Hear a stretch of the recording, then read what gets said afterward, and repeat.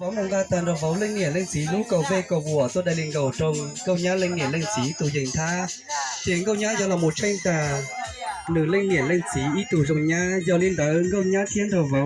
liên đỡ đầu võ thiên liên mùng ga tàu đầu võ lên nghĩa lên xí lũ cầu về cầu vua tôi đại liền cầu lúc nào thiên lý tôi dân chùa tàng câu nhá là một tranh tà nữ ý tù rồng nghĩa chế kia nữ lên nghĩa lên xí ý tù rồng nhá cho ít học kế rồng xế thì liên đỡ thọ sao đầm bôi suốt tiền đó trong câu nhá thiên đầu võ thiên sẽ giàu. Vâng, kính thưa toàn thể quý vị thân mến, và liên tục chương trình ngày hôm nay còn có những nhân vật không thể thiếu và cũng rất là quan trọng. Vâng, ban tổ chức chúng tôi xin phép được giới thiệu và mời lên sân khấu về phía đại diện nhà gái trân trọng giới thiệu và mời lên sân khấu ông và Thanh Giàng và Thảo Thị Cái. Về phía đại diện nhà gái trân trọng giới thiệu và mời lên sân khấu ông Vư A Phía bà Giàng Thị Dế trân trọng giới thiệu và mời lên sân khấu hai bác đại diện hai bên gia đình ạ.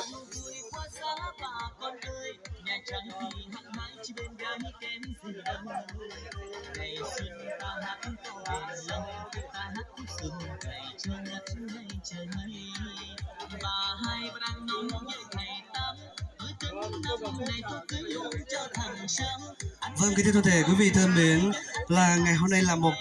ngày đẹp trời đúng không ạ? Và được sự nhất trí của cơ quan chính quyền, được sự công nhận của hai bên gia đình và được sự đồng tình của cô dâu và chú rể. Không để cho quý vị phải chờ lâu hơn nữa, ban tổ chức chúng tôi xin phép được tuyên bố lễ vu quy cô dâu và thị sĩ sánh duyên cùng Vư A Tủa chính thức được bắt đầu. Vâng, quý vị hãy dành cho cô dâu quý đại gia đình của chúng ta một tràng pháo tay thật lớn ạ. Vâng, kính thưa toàn thể quý vị thân mến, và ngay giờ đây xin trân trọng kính mời phía đại diện hai bên gia đình có đôi lời phát biểu. Chúng chưa tàn thọ ít trong điểm chính cái tin trà thiết trong phương trình số đời lúc nọ tứ cánh tàu lúc xí hở tôi cùng thiết sang gà trầu phía tường con nhãn đầu pháo trong chống thiên giờ linh đá lúc xí hở trên nọ cho tháo chờ nhiệt xí ót tỏ giống khu giống mỏ phía nào lùi cho lò hải ô kế trong xí cho lò bỏ chắn đu đầu trong điểm chính cái tin trà thiết lúc nọ tôi cùng thiết sang gà trầu cái tù giải thiết tù vào lúc trong chống thế giờ lúc linh đá khu giống là mỏ phía nào lùi cho lò hải trong trầu con nhãn thiên đầu pháo cái cho lò bộ lúc này kia giờ linh đá tháo chờ.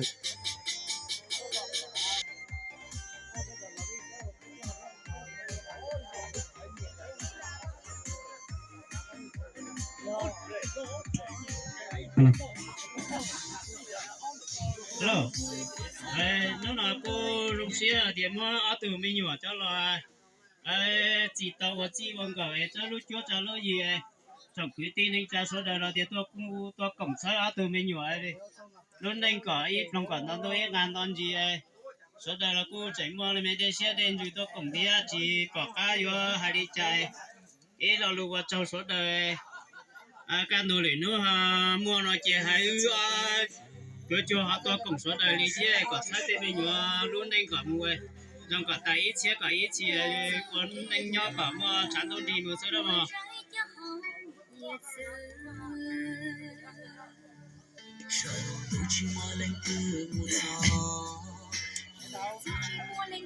vấn đề nó là hay nó qua trâu chế đó cho nè cho chí cho lâu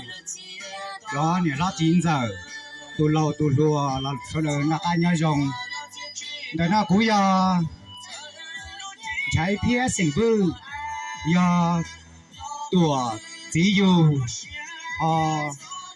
nha về hồ xì nó chỉ giờ cũng mà nhà nhát tới chờ bươn bỏ nhớ lúc đó ba lầu ở dòng xiên đầu nung nó đó từ mình nhúa tao mong rồng họ xí sau rồi tao ô luôn anh rồi ô ti uông gà nung nó chuồng cái ở tủ tin cái họ nghỉ cho xã chùa cái họ mua lúc trong nó trong hào cho là nó hào đó ở tụi mình nhúa lúc trong trong cứ tin anh cha tụ lâu tụ lùa tụ lo tụ giàu tụ chữ tụ chùa lồng xía chúng ai chỉ còn tàu phòng công mong ở địa bên chỗ nào chính như thế tụ là ta nhoi rồng họ là trong đấy tụ nhá tụ nó lồng xía tàu nu nó thì nu là một tàu lâu ở cuối tụ nhá tụ tàu dài tụ nhá nó tàn đâu mới chỉ nên do là ở cuối tụ nhá rồng còn tại cú chùa nó là tin nó ra tỏ cứ chùa gió qua chùa giờ chùa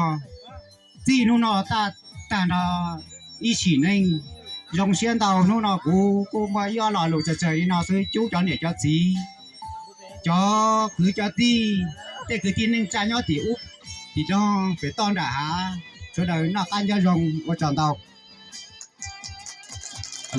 Vâng, thật đúng là lời của hai bác như mật như hoa, thân như hương lúa tỏa ra khắp môi trường. Thay ý chúc cho lời rằng chứ chung trọn vẹn lon toan, chúc cho con trẻ vừa đoan học giỏi, trăm năm hạnh phúc con ngoan xưng bày. Kể từ giờ phút này trở đi, bản ta, xã ta, thậm chí đất nước Việt Nam ta đã có thêm một gia đình nho nhỏ, đó chính là gia đình hạnh phúc của chú rể vừa tủa sánh duyên cùng cô dâu và thị si. Vâng, kính thưa toàn thể quý vị thân mến, thật đúng là dẫu ai đi bốn phương trời, hỏi đâu lịch sử như người quê ta. Cảm ơn quý khách gần xa tới dự đám cưới của hai nhà chúng tôi. Quý vị ổn định chỗ ngồi, cùng nhau nâng ly chúc phúc cho đôi vợ chồng. Đám cưới rực rỡ màu hồng, chắc hẳn quý vị cũng phải hài lòng trong buổi trưa ngày hôm nay. Vâng, kính thưa toàn thể quý vị thân mến, một năm thì bắt đầu từ mùa xuân, mà tình yêu thì bắt đầu từ tuổi trẻ. Mong ngày mong đợi cho đến ngày hôm nay. Cô dâu hiền mang tính ngất ngay, chú rể mối tình bao la như biển cả. Mà dù ngày hôm nay không dịch vang pháo hồ, nhưng cũng mang đậm màu sắc của đồng quê con mạ. Vâng, kính thưa toàn thể quý vị thân mến, ngay giờ đây xin trân trọng kính mời cô dâu và chú rể có thể tiến lên phía trước hai bước. Kính thưa toàn thể quý vị thân mến, chúng ta hãy cùng hướng mắt lên sân khấu. Chú rể cũng như cô dâu sẽ nâng được cái chén rượu để chúc mừng cũng như là cảm ơn cái tình cảm của bố mẹ.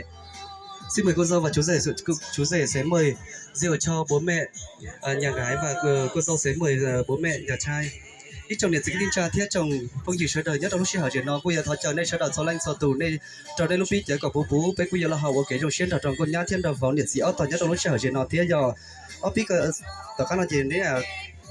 đến gì nữa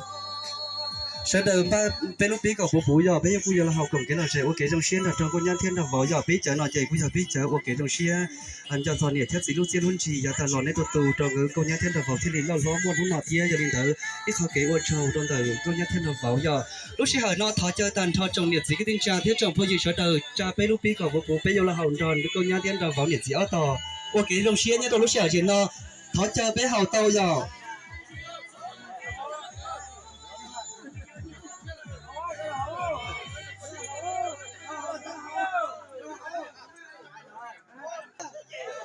Vâng, xin trân trọng cảm ơn gia đình cũng như cô dâu chú rể cũng như cảm ơn quý vị rất nhiều đã có bất chút thời gian cũng như là nhiều ạ.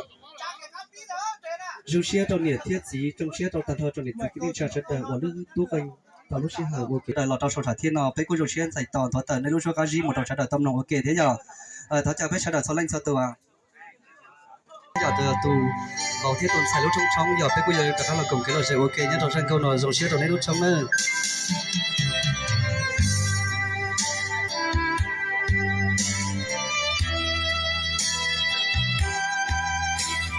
Khói xuống một thì cô kể đầu xe thế giờ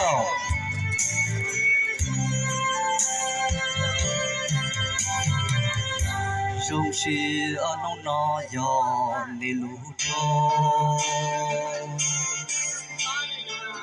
sợ đời của cậu trống trống đòn nề bây lấy chi phó trong hết đêm tu lo tu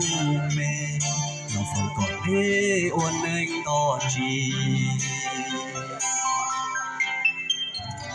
suốt gì nu nó nê si hoa oan là nó thọ có gì thế chung giờ gió kề qua tao chỉ phố đợt tới rồi nhà lên trời tao li lô chia xa mùa yêu tao tu còn lo xưa phía sông trời mùa yêu tao thấy còn nắng mò phía sông cơ chỉ về chân đi và múa vang múa trên sông chỉ về chân sông và múa trên cho lúa cháy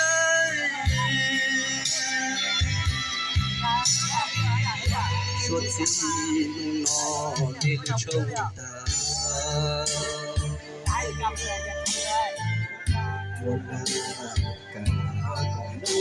都肉，你还进了几天里我手开，从你。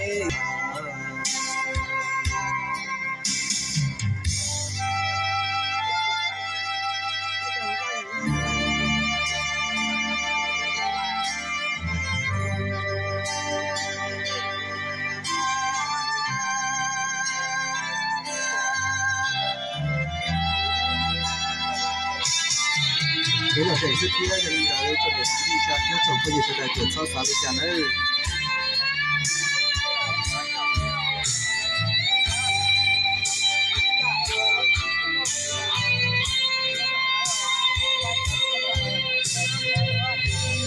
说起路那我你路冲大，我那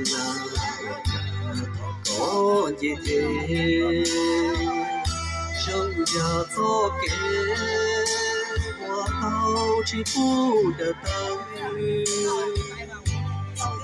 nên trời tao li lô chia xa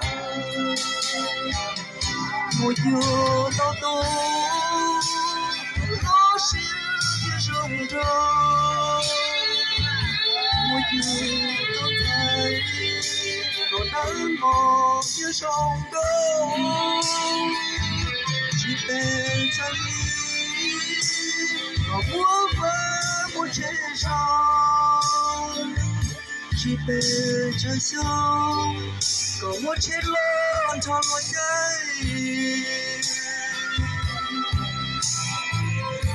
một gì lúc nó nên lúc trong ta我该搞不到手，你还记得几天你我手开，你路内走着你不保守，可你路内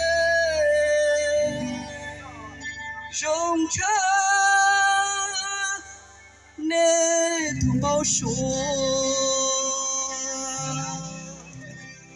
我常常到这讲你自己定下天长破云山的呀。那头路是好些呢，给老师这传谈到。